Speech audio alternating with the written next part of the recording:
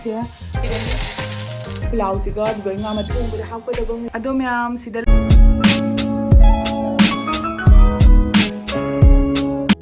Hello everyone! Miyam puna moigi channel da taram nokchari ado ngasigi video asiga aina ketawni habada ngasi se 24 hours challenge tawdoini adusu nga chabagi ko fish nga chadoini bako ai ngasigi pung kun mari se ai ayuk su nungdang su nungdin su di di breakfast lunch dinner ahumak se ai ngasi di nga charak toini ado nga thongba sita charagadi mina kashu yengningoi bako adudugi aina mong da tawraga charak toini bako nga sidi oraga nga sino karam mong tawba yabage habado dugi matang da ai tawraga myam da chajarak toini ado hujikti breakfast sadoini bako sigi breakfast se akhoi mama noina thonga thaname bako pulao सिगा दुगई nga matum amaga charaga na puraga lae do myam ai charage mama hi pulaw yam hawe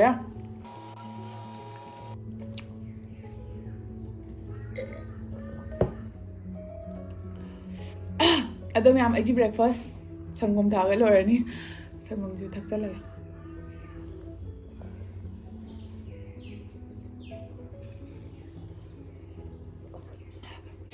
ado myam agi breakfast se lore ado huzik ai mabuk thalle kon se fengdorani ado loraga ai lunch ki mu chana bagi thakna bagi tarage mana su thongbini ado ai na su thongani ado myam do charagi lao myam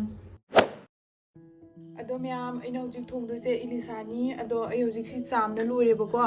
aduga magi kaino dui masala taidri aduga magi thongbada hapkadaba ngisu kaktana lore sida aina haptori se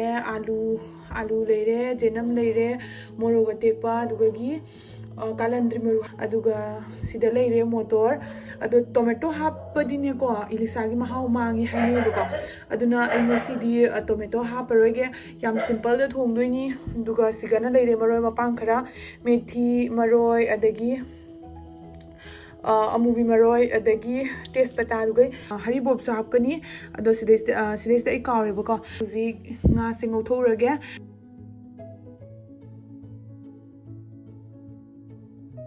mayam masala to le si se ha already and it is inside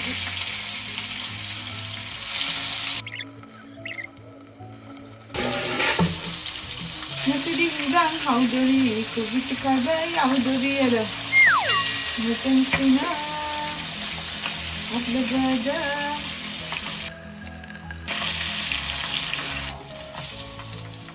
ai de khara na ke khara munna ngobo se sina hawba hele adu myam ai hoji mayam khan kare dik ai ahan da jenam se hana thajarani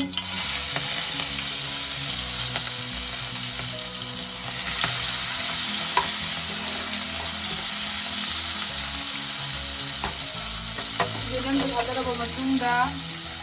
tespata methi doi maroi amubi maroi nama hapchelle aduga thugana sike mobi ani mai manam tolakani bako mai manam nusiba ma tolakani aduga mayam chu adum khangbi gani bako yang ni ngasi hawdore hawroi Hoji amu koi morok atekpa se thadabirani nga makok se amaka si toina bagini ko ada ani khakse ai hapcharage hauna bagi ai alu hapani daga mama si kurwai ne ya kasi se kalandri maru ki hapchalani motor si ngatang lega hapkani bako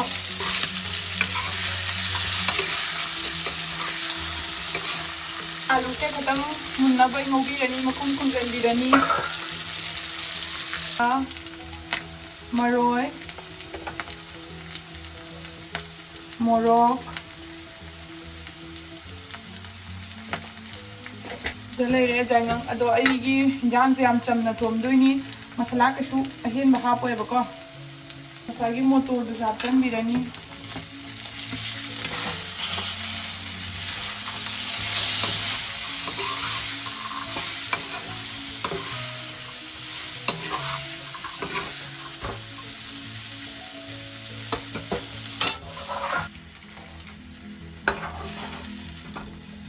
ꯏꯁꯤꯡꯁꯦ ꯈꯤꯇꯪ ꯁꯧꯔꯕ ꯃꯇꯨꯡꯗ ꯉꯥ ꯍꯥꯞꯆꯟꯒꯦꯕꯀꯣ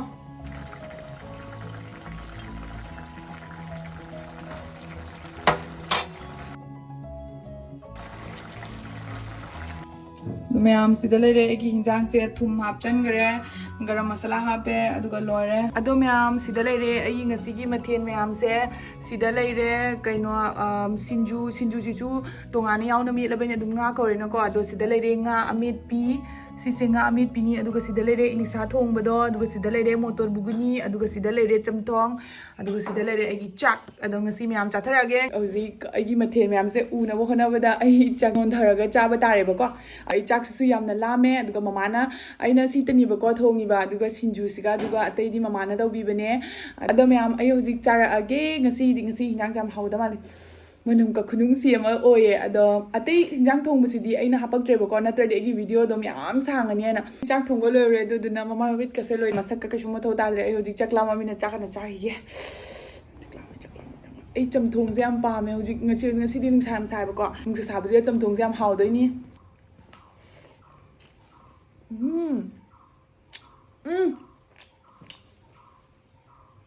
ꯆꯝꯊꯣꯡꯒꯤ ꯈꯨꯍꯥꯎꯁꯤꯗ ꯑꯁꯤꯁꯦ ꯉꯥ ꯑꯃꯦꯠꯄꯤꯅꯦ ꯎꯏꯃ ꯈꯨꯍꯥꯎ ꯆꯥꯗꯦ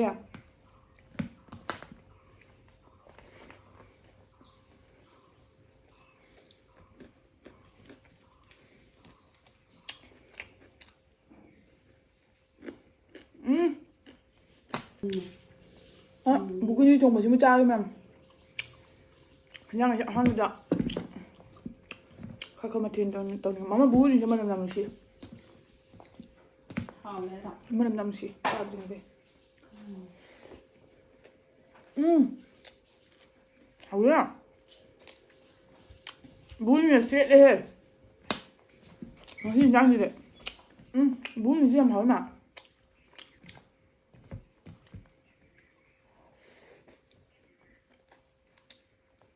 anh nga chaba kare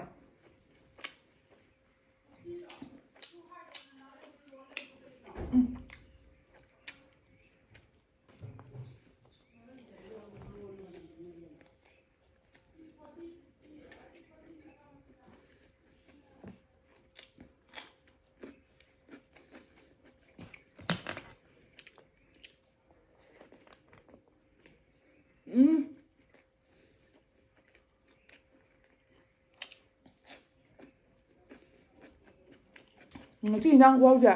leitra ngasi mo lokala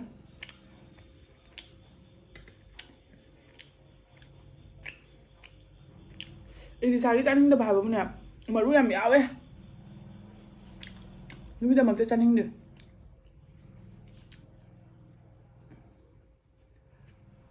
chaning da haidu ko chak chaba matam da tappe ba mana taphalle ba maru yam ya malla chale bida ma how di 하이나이 레이 땡어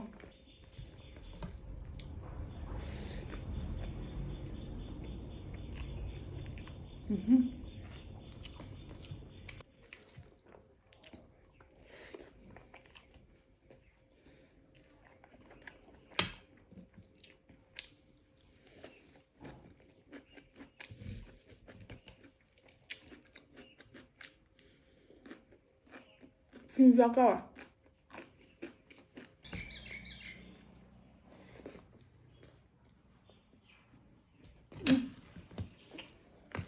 Hột tim nhưng mà hổ lại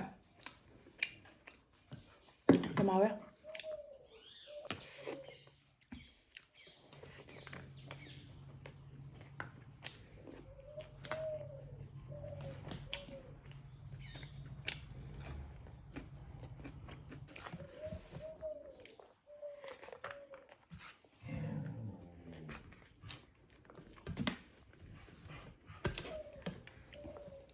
Chồng một chút cái tang lem mẹ, sẽ chút cái tang lem mẹ đó. Ở đâu mẹ em ấy gì chắc cha bao lâu rồi, chẳng số hào rồi, ngay khi mà thì em phải làm cha số cha rồi, hồi đến chân ta số ấy ngã cha đôi ngay khi đi only ngã thì cha đôi gì, ada được ngã cha rồi ngã phai đàn này quá. Hồi đến nungdang ngã cái biryani hầu ní, ada đứa nào mẹ em, ada kamu amu unerasi, hồi cái đi bye bye.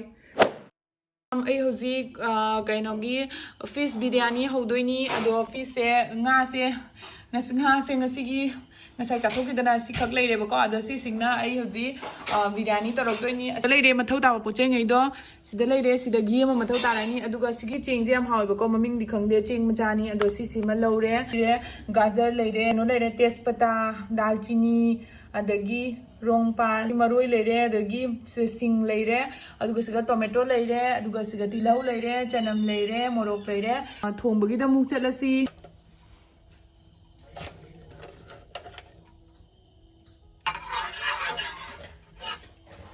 ꯁꯤꯗ ꯘꯤ ꯈꯔ ꯍꯥꯞꯄꯦ ꯑꯍꯥꯟꯕꯗ ꯇꯦꯖꯄꯇꯥ ꯊꯥꯗꯕꯤꯔꯅꯤ ꯑꯗꯨꯒ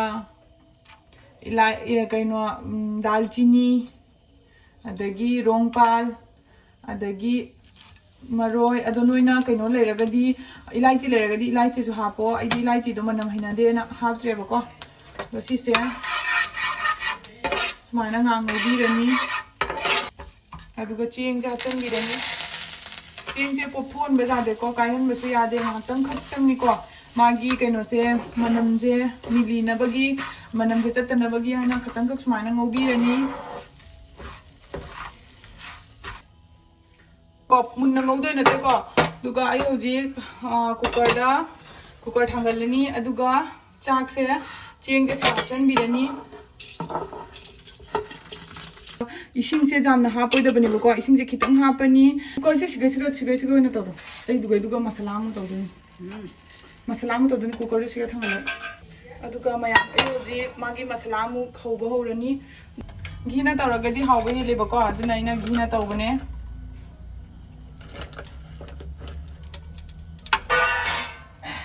ꯍꯧꯖꯤꯛ ꯈꯥꯡ ꯁꯥꯔꯦ ꯑꯗꯨꯒ ꯇꯦꯖꯄꯇꯥ ꯍꯥꯞꯄꯅꯤ ꯑꯗꯨ ꯂꯣꯏꯔꯒ ꯇꯤꯜꯍꯧ ꯍꯥꯞꯄꯅꯤ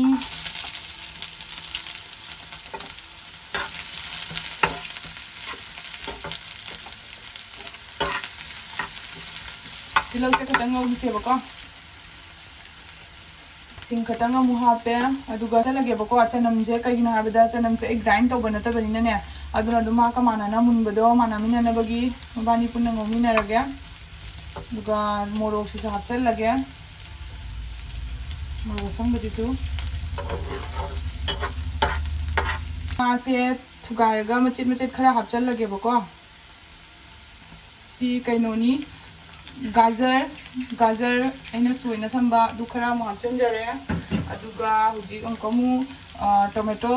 ꯃꯇꯨꯝ ꯆꯥꯎꯅ ꯁꯣꯏꯅ ꯊꯝꯕ ꯑꯁꯤꯁꯨ ꯑꯩ ꯍꯥꯞꯆꯤꯟꯖꯔꯦ ꯑꯗꯣ ꯇꯣꯃꯦꯇꯣꯁꯤꯒꯤ ꯃꯍꯤ ꯊꯣꯛꯂꯛꯀꯅꯤꯕꯀꯣ ꯑꯗꯣ ꯃꯥꯒꯤ ꯃꯍꯤꯗꯨꯅ ꯐꯖꯅ ꯃꯦꯜꯠ ꯑꯣꯏꯗ꯭ꯔꯤ ꯐꯥꯎꯕ ꯐꯖꯅ ꯍꯥꯏꯗꯤ ꯄꯣꯠꯁꯦ ꯐꯖꯅ ꯄꯠꯊꯗ꯭ꯔꯤ ꯐꯥꯎꯕ ꯑꯩ ꯉꯧꯗꯣꯏꯅꯦꯕꯀꯣ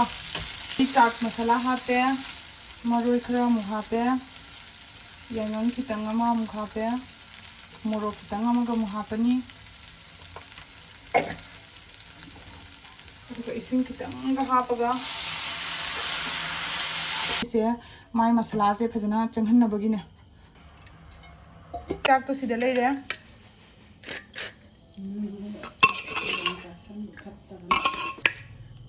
ꯑꯍꯥꯟꯕꯗ ꯁꯤꯒ ꯐꯥꯔꯁט ꯂꯦꯌꯔꯁꯦ ꯆꯥꯛ ꯈꯔ ꯁꯨꯃꯥꯏꯅ ꯍꯥꯞꯄꯤꯔꯅꯤꯕꯀꯣ ꯑꯗꯨꯒ ꯉꯁꯥꯏꯒꯤ ꯃꯥꯒꯤ ꯃꯁꯥꯂꯥꯁꯦ ꯁꯤꯒꯤ ꯃꯁꯥꯂꯥꯁꯦ ꯑꯁꯤꯁꯤꯅ ꯁꯨꯃꯥꯏꯅ ꯆꯥꯛ ꯃꯊꯛꯁꯤꯒ ꯁꯨꯃꯥꯏꯅ ꯇꯧꯕꯤꯔꯅꯤ ꯍꯧꯖꯤꯛ ꯑꯃꯨꯛ ꯆꯥꯛꯁꯦ ꯍꯥꯞꯆꯤꯟꯕꯤꯔꯅꯤ ꯃꯊꯛꯁꯤꯒ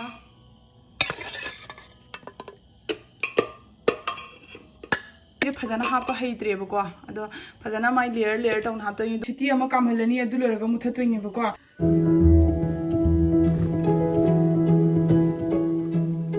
हेलो मैम दो अइना हुजिक चादोसे नुंगदांगिनी अदो अइ ngसाइना हाइबा फिश बिरयानी दो तौरे ngaगी बिरयानी से अदुदो सी तौबदा याम साथिना वाग्रे ngसी चाक चसलोरगा थबक सुबसे याम वाइबको चाक हेंजन चसलोरगा थबक सुबसे अदो मैम गिदमक्ता खलगा अइना वारसु वाना तौरकपनी अदुना मैम लाइक तौबा कबिगनो अदुगा अइ हुजिक सी चारागेबको अदो ममागी ngसाइगी मोटर थोंबदो अदुगा चाद्रोबनी अतोपा हिंजांग अहेन एक्स्ट्रा थोंबा ngamdre वाबना लोरेबको पापा दा पिजाग्रेबको अदो याम हावियना हाय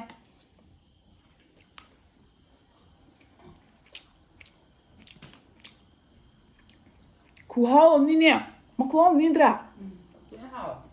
साथिना अमनिद्रा